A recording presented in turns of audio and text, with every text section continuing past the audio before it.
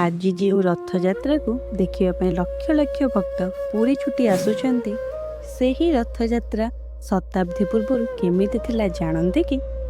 ଆଜିର ଭବ୍ୟ ବଡ଼ଦାଣ୍ଡ, ବିଶାଳ ରଥ ଓ ଆଧୁନିକ ବ୍ୟବସ୍ଥାକୁ ଦେଖି ହୁଏତ କେହି ବିଶ୍ୱାସ କରିବେ ନାହିଁ ଯେ ଗୋଟିଏ ସମୟରେ ପୁରୀର ଚିତ୍ର ସମ୍ପୂର୍ଣ୍ଣ ଭିନ୍ନ ଥିଲା। ଇତିହାସ ଓ ଲୋକକଥା ଅନୁସାରେ ପୁରୁଣା ସମୟରେ ପୁରୀରେ ବଡ଼ଦାଣ୍ଡ ଆଜି ଭଳି ପକ୍କା ଓ ଉଚ୍ଚ ନଥିଲା। ବର୍ଷା ଋତୁରେ ରାସ୍ତାରେ ପାଣି ଜମି ରହୁଥିଲା ଏବଂ ଅନେକ ସ୍ଥାନ କାଦୁଅରେ ଭରି ଯାଉଥିଲା।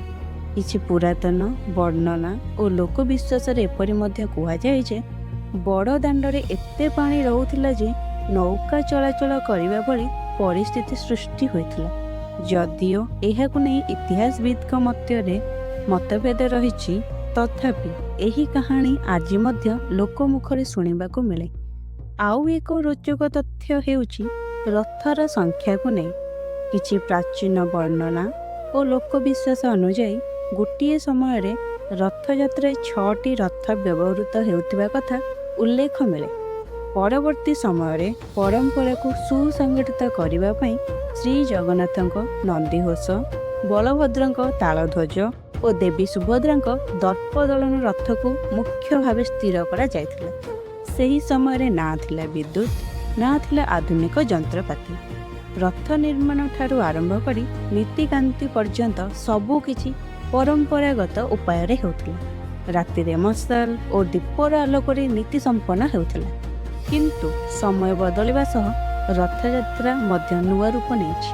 ଆଜି ଲକ୍ଷ ଲକ୍ଷ ଭକ୍ତଙ୍କ ସମାଗମ, କଡ଼ା ସୁରକ୍ଷା ବ୍ୟବସ୍ଥା, ଡ୍ରୋନ୍ କ୍ୟାମେରା, ଲାଇଭ୍ ଟେଲିକାଷ୍ଟ ଓ ଇଣ୍ଟରନେଟ୍ ମାଧ୍ୟମରେ ସାରା ବିଶ୍ୱ ମହାପ୍ରଭୁଙ୍କ ରଥଯାତ୍ରାକୁ ଦେଖୁଛି।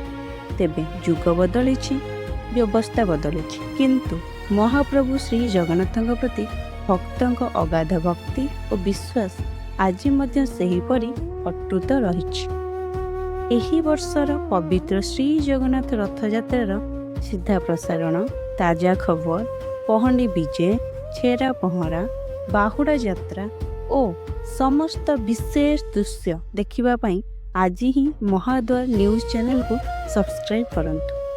ବେଲ୍ ଆଇକନ୍ ଦବାଇ ନୋଟିଫିକେସନ୍ ଅନ୍ କରନ୍ତୁ, ଯାହାଦ୍ୱାରା ରଥଯାତ୍ରାର କୌଣସି ମହତ୍ତ୍ୱପୂର୍ଣ୍ଣ ଦୃଶ୍ୟ ଆପଣ ମିସ୍ କରିବେ ନାହିଁ। ମହାପ୍ରଭୁଙ୍କ ମହାପର୍ବର ପ୍ରତ୍ୟେକ ମୁହୂର୍ତ୍ତ ସବୁଠାରୁ ପ୍ରଥମେ ମହାଦ୍ୱାର ନ୍ୟୁଜ୍ ସହ। ଜୟ ଜଗନ୍ନାଥ।